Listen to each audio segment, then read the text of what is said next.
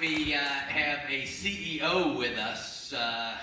I'm dying to hear the number of employees he's got under him. I'll push his 800 SAT brain a bit and say, don't tell me just the direct reports you had under you in your leadership field, but the indirect economic impact of all the subcontractors. Give us some sense of what you were over. Christopher Miller, Secretary of Defense under the previous administration, and again, just an incredible man. I met him at the Bible Museum. He's more extroverted than me. He's a friend to every single person he meets. He comes up and hugs you. He doesn't even know you, so I can tell he's a Christian. And he's just the exact kind of guy we love to have at Liberty University. He's a leader. He brings out the good in you. You want to do better when you're around him. And so, Chris, why don't you give us a little bit about what it's like to have probably the biggest firm in the world, and how in the world did you run that? Dave, I'm going to let you down. That was so untrue and not necessary. Who spoke after, Manning's Hall of Fame speech Sunday night? Does anybody remember who spoke after Peyton Manning's Hall of Fame speech? John Lynch.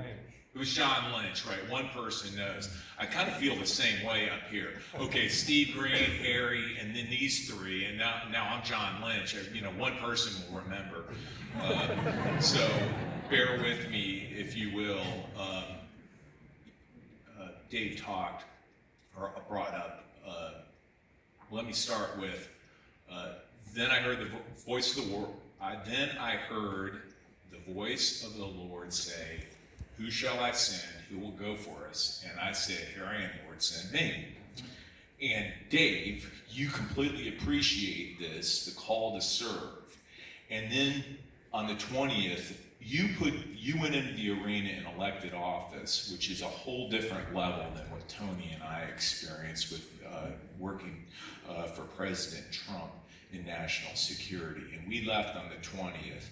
And man, I'll tell you what, we went to the wilderness, brother. And, meeting you, man, and Pastor Swansea, I don't know where that guy comes from. Anytime I'm in need, anytime, I'm feeling down, he texts me.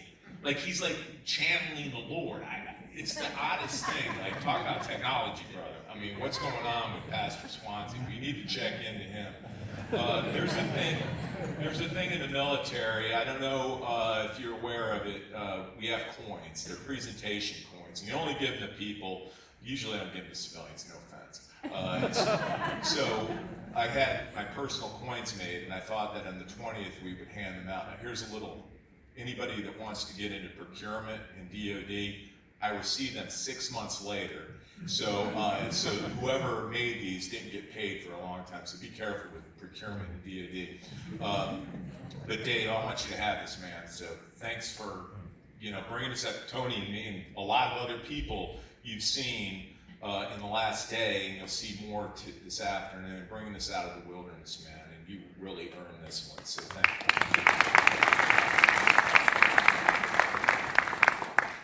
Pastor Swansea's in the meeting right now, but thanks for your counsel, thanks for your continuing your missionary work. A Liberty, so the first person I ever worked with from Liberty graduated in 2020, Jordan Haley. For those of you, she's going to host the next panel. Talk about magic, talk about empathy, talk about talent, next level. For you young folks that are sitting in here, someone brought it up yesterday, but briefly. There is just so much inherent value in public service, and that's what I love about coming here. And thanks for bringing us back. Is the fact that these people are talking about service and not so much going to Wall Street and making a whole ton of money, which they obviously can do. And thank God there's still a place that inculcates those values. So I urge you to continue and listen, and please go into public service, because this country desperately needs you, people of faith, people of character, to go in and help right the wrongs. What I'm going to do briefly that is crazy. So you have to watch that clock. I am completely intimidated right now. I had 7 minutes. I got to go fast, dude. I'm gonna share. No, I wouldn't do that to you, Dave. I know. Well, Christy will kill us. First off, we get the hook. I want to share with you the nature of the battlefield. I speak for one veteran. I speak for me. Others, many of you have also been on the battlefield. But the battlefield is an amazing place. On the battlefield, all of human emotion and all of human characteristics are compressed into this thing and place. And in battle, your battle might last a few minutes. It might last a couple hours. A couple days. When we're doing counterinsurgency, which is what we've done for the last 20 years, where you're living with your people and you're surrounded, oftentimes you're surrounded by the enemy, it's for your whole deployment, sometimes 3 months, 6 months, 12 months, 8 months, as long as 15 months. And in there is fear, there's hatred, there's unbelievable dignity, there's heroism, there's selflessness that you couldn't believe, and there's selfishness that goes beyond all human understanding. And there comes a point on the battlefield where the killing has to stop. Romans talks around here, man. I'm not going to pull this one out of my memory because if I get this wrong, it will. So Raise the bounds. Okay. Well, no, I don't want to mess it up. Romans 12, 21. If your enemy is hungry, feed him. If he is thirsty, give him something to drink.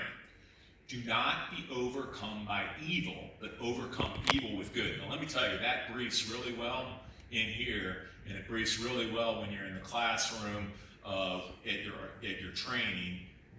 But man, when you're out there in the middle of it, you have to make the call, and you have to transition from waging war to transitioning to peace, or to transition to not killing and not fighting. And at that point, it's not some postmodern, discussion, master's discussion, sitting in the seminar room.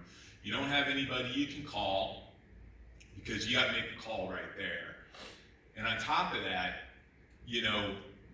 whatever decision you make is going to result, not everyone's going to be pleased with your decision. And you're all alone out there. And the only thing that matters at that point, it's not the technology. It comes down to character and courage. And that's what Maxwell talked about last night. Wasn't that amazing? And he talked about business ethics, right? And he says there's no such thing as business ethics. There's only ethics, right? And that is the most difficult decision you make. And you're an 18-year-old lance corporal or corporal. Maybe you're 20, 22, you're a second lieutenant, you have 40 people. Maybe you're a general and you command thousands and thousands of people. But that decision is so profound and takes such character and such courage. Because at the end of the day, you feel it. You have to feel it. And you've got to stop the killing. Because our military, your military, we are a just force. And the principles, and they don't really talk about this in your training and your education, but it's St. Augustine, it's just war theory. It really, really is. And we do war to transition to peace, right? We know that we want peace, but the world still has evil in it, and we still need to be prepared. So you have to make that decision, and the horrible thing on that decision is oftentimes some of your people will be injured, will continue to be injured and killed, because as soon as you flip the off switch, the enemy doesn't know right away. So it takes a while. So the fighting continues for a while, and you're going to lose people, and you're going to have people that are horribly scarred and horribly upset with you. But that's why places like Liberty, and Hey, so I was downstairs, and you had a kid giving a tour last night, and he talked about veterans. They have a room upstairs for veterans. This kid's like 17, 18. He's not a veteran, clearly. But, you know, the fact that he brought that up with the family was, you know, thanks, man.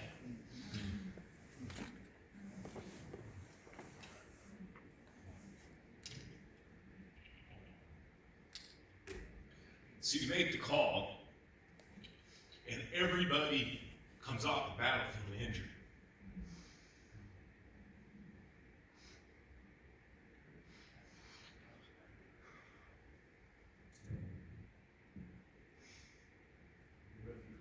You can deal with physical injury. Moral injury hurts. That's what people. Chad is speaking to this afternoon. Bob East. The guns have fallen silent. The American guns have fallen silent. But the war continues and battles continue. You all are enormously gracious people. You have a bunch of philanthropic organizations. Continue to give.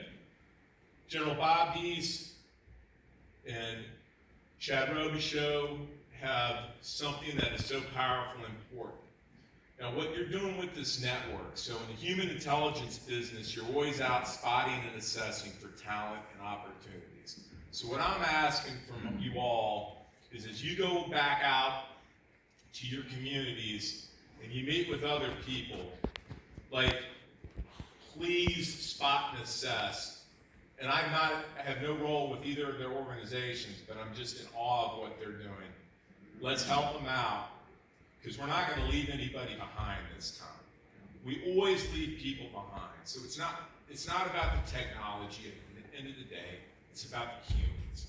It's about people of character and courage and commitment that you all are raising here at Liberty that are so important about the future, because we're going to have to keep fighting.